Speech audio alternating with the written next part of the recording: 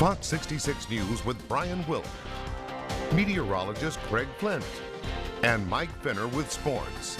You're watching Fox 66 News first at 10.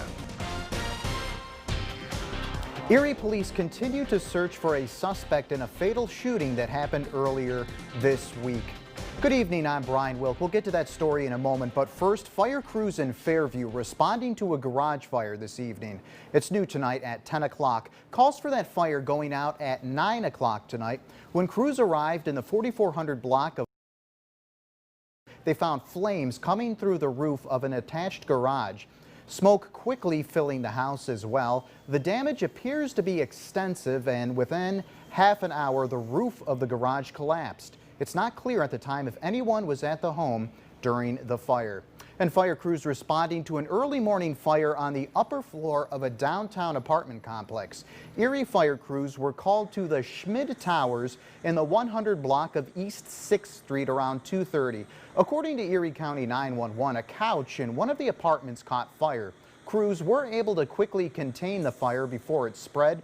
No injuries were reported, and the fire inspector is still investigating what caused the fire. And Erie police continue to look for a suspect in a Wednesday night homicide. It's continuing coverage tonight on Fox. Investigators are currently looking for 24-year-old Keontia Blanks. He is believed to be the man who killed 40-year-old Frederick Perry. Police also released this surveillance image today, appearing to show the scene of the shooting as it happened. Perry was shot and killed near West 18th and Chestnut Streets Wednesday night. Erie Police Deputy Chief Mike Nolan says they have a cooperating witness and evidence recovered from the scene. Police are not releasing a motive yet. Blanks is still at large and an arrest warrant has been issued. To weather now, meteorologist Craig Flint has your Fox First forecast. Hey, Craig. Hi there, Brian. Good evening to you. Good evening, everybody. And I hope you're having a good weekend. Definitely a difference today. It was back to reality as expected after a record-breaking 83 degrees yesterday. Here's a look live right now, Chestnut Street, downtown mall in Meadville in Crawford County. We still have some stubborn cloudiness, but I do anticipate some partial clearing as we go through the night. And no rain, storm tracker quiet. South wind was calm last hour, still very, very light. 46 degrees. The dew points in the upper 30s. And I think that's where many of us, well, at least here north of 90 will be by the time you wake up tomorrow morning, somewhere in the upper 30s. But inland and south of 90 will be well down into the 30s. And it will still be a cool day on Sunday, but brighter. Complete forecast coming up in just a few minutes. Brian? Thanks, Craig. The Erie Police Department held its drug take-back event today in the front lobby of City Hall. For nearly 20 years, the Erie Police Department has held these drug take-back events twice a year.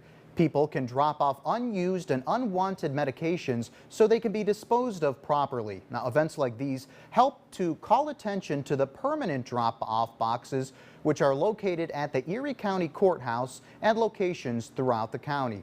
For a list of these local drug drop-off boxes that you can use any day, head to our website, yourerie.com. The U.S. this week setting a record for most new COVID cases in one day, surpassing a previous peak set in July and renewing fears of a potential second wave of the virus. Fox News correspondent Christina Coleman has the latest. Health officials are concerned with what appears to be a nationwide surge in new COVID cases. More than 84,000 new cases on Friday, a jump of 10,000 from just a day before, and the biggest single day total since the start of the pandemic. The jump in cases has some state and local leaders hitting the rewind button on reopening plans. With the serious situation we're in, it's appropriate to get more serious about the enforcement. 16 states set individual records for new cases on Friday. Nationwide, total hospitalizations are up 40% from a month ago. Health experts have pointed to colder weather pushing people indoors and a general fatigue for COVID restrictions as potential reasons for the spike. Some hospitals nearing capacity are now prioritizing beds only for the worst cases. If you would have told me a year ago that there's a disease that someone comes in and his oxygen is 88%, 20% or so, and I was sending them home, I would not have believed you. Okay, and now we almost do that routinely in relatively young and healthy people. Exhausted doctors and nurses pleading with the public to take social distancing and other health guidelines seriously. If you are in a bar, if you are in a restaurant, if you are unmasked with people, you are putting yourself and those that you love at risk. Some good news on the horizon as far as trying to get a vaccine is concerned. On Friday, AstraZeneca and Johnson & Johnson announced their coronavirus vaccine trials will resume in the U.S. They had been temporarily paused after several volunteers had medical issues. In Los Angeles, Christina Coleman, Fox News. Here are the latest COVID-19 numbers for the state and surrounding regions. The State Department of Health reporting 19 new cases in Erie County.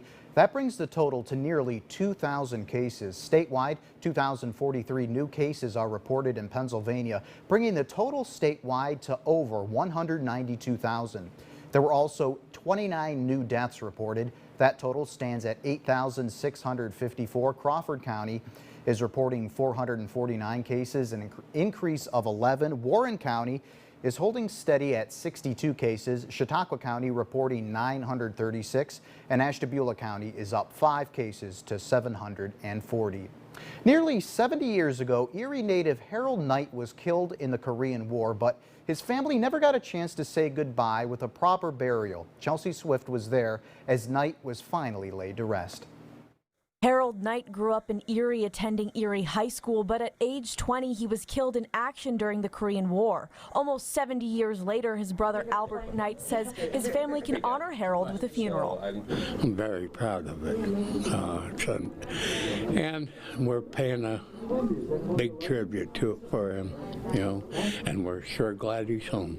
Albert Knight adding he remembers the last time he saw his brother when he came home from Korea to visit. He told my dad, "You'll probably never see me again." And he went back to Korea and he never did see him again. Harold Knight and other U.S. soldiers' remains were returned from Korea to the U.S. Department of Defense back in 2018. His sisters Patricia Mickenchak and Frances Thomas say this has been an overwhelming process, but they are glad to have their brother buried at home. It means a lot, a very lot. We appreciate everybody, not only just family, anybody that's here to help us through this. It's wonderful. I can't express how I feel. It's beautiful.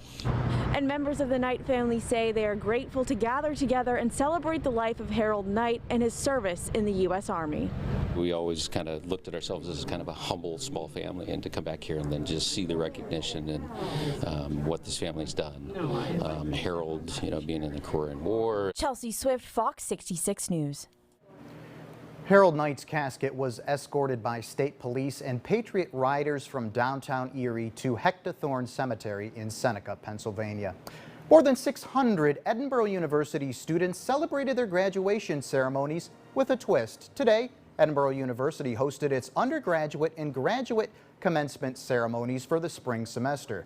The event was virtual this year due to the COVID-19 pandemic. The ceremony featured music as well as speeches from Edinboro's president as well as provost. Also the beginning of new careers, adventures, and experiences as you pursue your paths beyond the Edinboro community. It is the beginning of the next phase of your life. After the commencement, each ceremony will be available to watch and share on social media.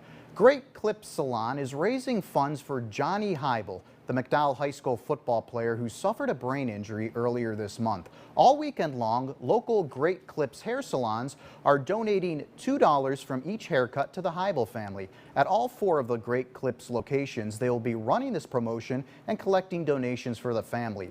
Every year, the salon chooses different causes to raise money for, and one salon manager says she came up with the idea to help out a family in the community this year. I just figured, you know, it's Mill Creek, it's local, and I like to try to find things that stay in Erie when we do them.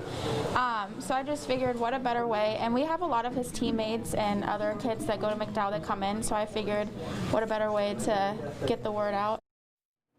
And since the fundraiser started yesterday, they've raised over $100 for the Heibel family, and the fundraising continues tomorrow. Coming up on Fox 66 News, Democratic presidential nominee Joe Biden stumping in Pennsylvania today. We'll tell you what kind of reception he received. Want the whole story? Go to yourerie.com where you'll